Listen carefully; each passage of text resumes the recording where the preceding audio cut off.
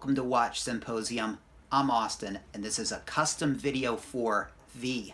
He writes, Dear Austin, hope you and your family are safe and well. I'm writing this letter to you so that you can review my current collection of watches, which comprise of 1 Tudor and 4 Rolex wristwatches. What I wanted to do is tell you a little bit about myself and my journey into the world of wristwatches. I've taken about 2 hours to write this narrative, so appreciate if you can dedicate more than one episode to provide your honest opinion on my journey thus far, the watches that I have in my collection, and what I should buy next. And that's what we're going to do. We're going to divide this up into 3 parts. The first part, talking about how he got to where he is as a watch enthusiast. The second video will talk about what he has in his collection. And the third video will talk about what he should add, what he should buy, what he should do going forward. So this video, the birth of a wristwatch enthusiast.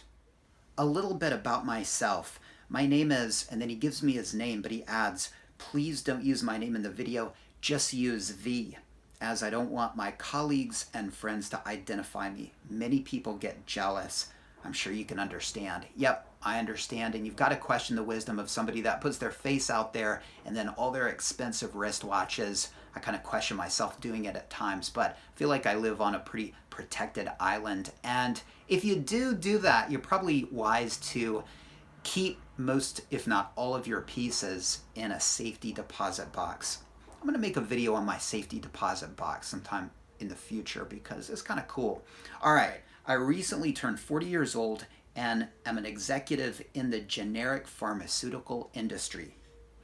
I travel internationally quite extensively to over 20 countries, and this was pre-COVID, usually about once every 45 to 50 days, and have lived overseas in Europe and Asia during my time studying for my science degree and MBA in finance. Sadly, I have not yet traveled to Japan, New Zealand, and Australia. I'm an avid golfer, and once COVID is over, let's say 2022 at the earliest, I will visit Scotland, another country I have not yet traveled to. I haven't been to Scotland either, but be sure you hit those distillery tours. Those should be pretty fun. I've been to some in Kentucky, and it really helps you appreciate whiskey or, in your case, scotch. So you should do that. All right, so he's 40. He's an executive at a pharmaceutical company, and he travels a lot. So he probably appreciates a GMT function watch, a second time zone watch, world time watches. We'll see if he has one in his collection. He definitely should have one if he doesn't already have one. But that's V right there. Let me also add that I collect these watches with the intention that I will pass them down to my 2 children and will never sell them. I do appreciate the fantastic marketing slogan of Patek. You never actually own a Patek, Philippe. You merely look after it for the next generation. This is the kind of strategy I intend to apply to these wristwatches. And I love that slogan too. I think it's probably convinced many people to stretch out for that purchase because after all, you're not really buying it for yourself. You're just buying it for the next generation, right? It's a selfless purchase, right? Wink, wink. But look, we all do hope that our future family members will love watches and particularly love and appreciate our watches. We love them. We hope that they garner the same respect and admiration that we give them in our future heirs. Sadly, that's probably not going to happen. It might, but it's kind of interesting. The more pieces you have, I think that the less likely that's going to happen. The more likely they might keep 1 or 2, the one that you wore the most, and sell the rest. Because, look, a lot of people just really aren't wristwatch aficionados and enthusiasts and fanatics, and they would rather have the money, I think, more often than not.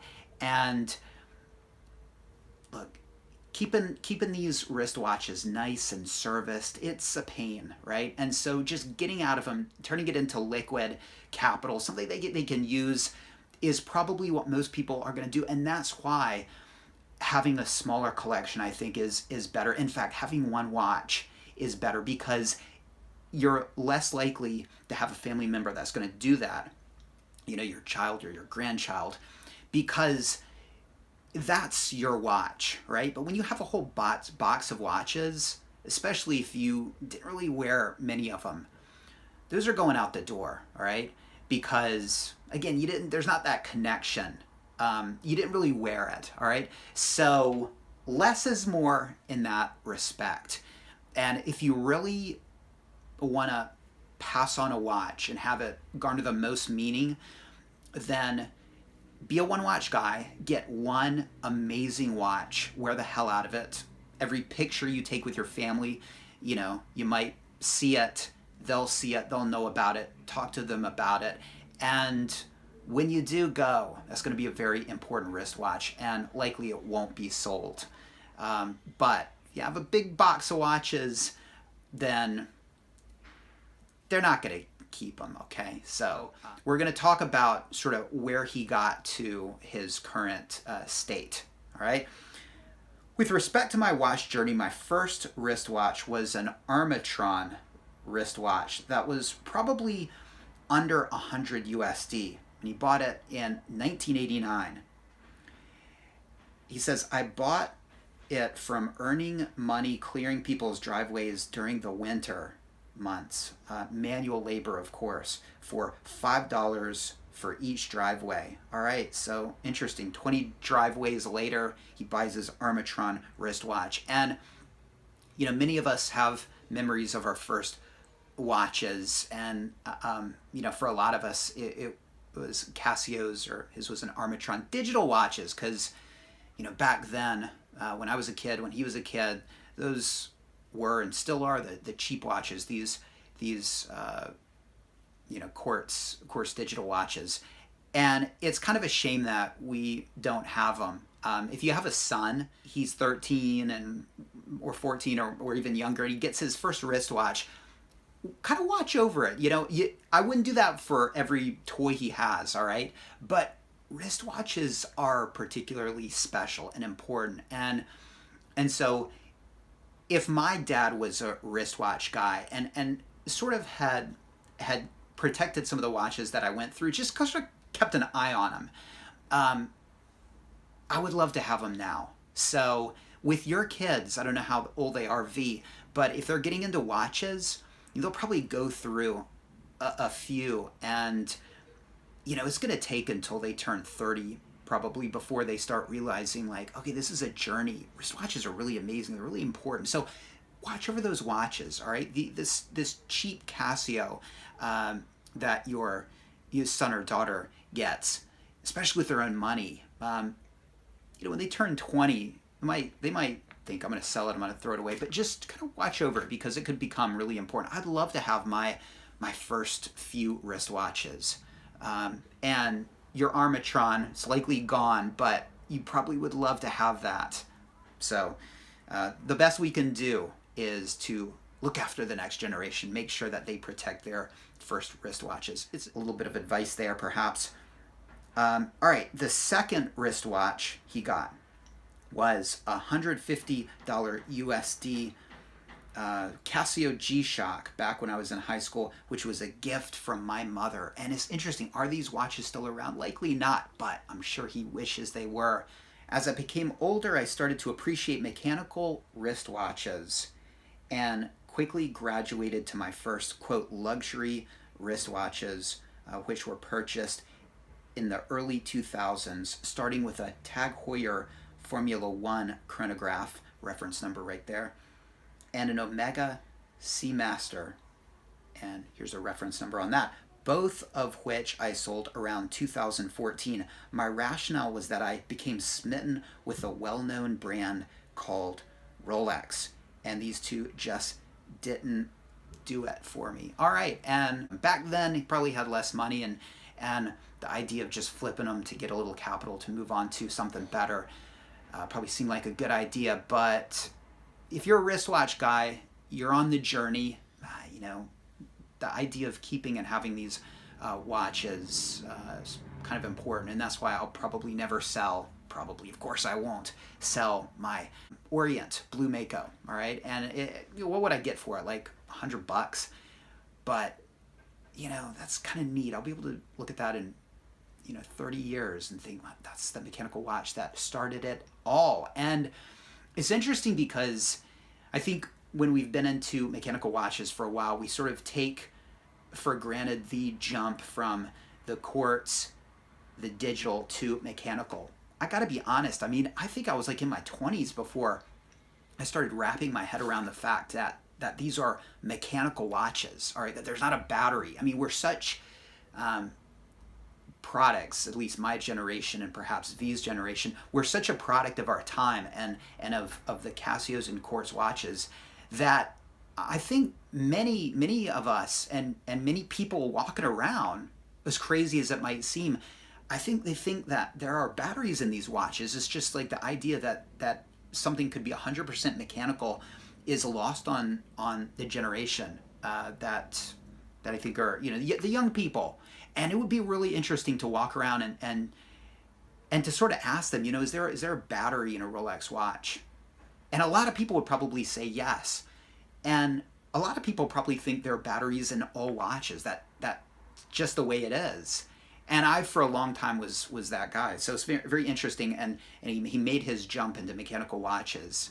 Now he continues, of course, I kick myself for not performing enough due diligence, as back then I probably would have been able to acquire a Daytona GMT or Submariner much easier than it is today. 2020 hindsight, I mean, look, he's not the only one. On a regular basis, I think about, what I should have gotten in the past, how I should have gotten into Rolex earlier. I'm sure you do. It's hard not to, but I think about what I was doing and what I was spending my money on in 2003, and I think, if you'd just gone to a Rolex AD, you could have picked up a Kermit. They were lemons back then. Probably could have gotten a discount, picked up a few of those.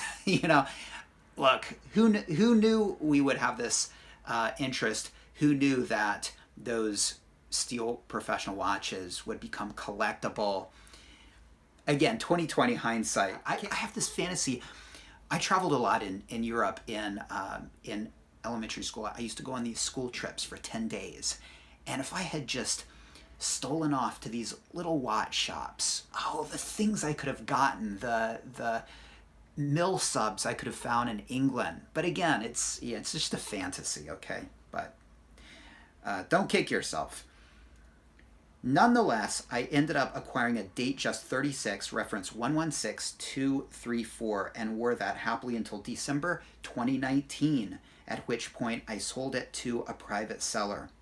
He says, I bought it under retail back then, and when sold, I actually made money on the watch. And again, so look, you're saying you're not a watch seller, but you've sold this. You've sold your first two mechanical wristwatches. I mean, is this like a new revelation that you're not going to be a watch seller? You sold more watches than I have, all right? These are watches that you probably wish you had. Your kids, if they become wristwatch enthusiasts, probably would want dad's first Rolex, dad's first mechanical watches. So, not a good track record, but maybe you've seen the light. Maybe going forward, you're not going to sell your pieces. But look, I mean, I can't ever sell my first Rolex, the no date sub 14060. That's absolutely not. I mean, I think about it sometimes. I think about, if I were to sell that and get a 2-line 14060M, I wouldn't have to worry about, servicing it at Rolex and then changing the tritium hands. And then, of course, I could get boxed papers, unpolished. I could just do it right this time. But that 14060 would be gone forever. That's the one that started it. I remember opening the package and feeling the weight of that watch. It was the first time I had touched a Rolex, and just holding it, just feeling the weight of it, I thought, this is real. I just know what it is. And another version of that just wouldn't do it. So, I hope you keep to your own advice there and do start keeping your watches, all right? So, calendar year 2019 was a stellar year where I felt that I made it professionally in my career. And as my family was well settled and comfortable, I felt that I would spend time exploring mechanical watches. Not saying I was not learning about mechanical movements long before that, just that I did not pull the trigger on purchasing. So this was last year, 2019.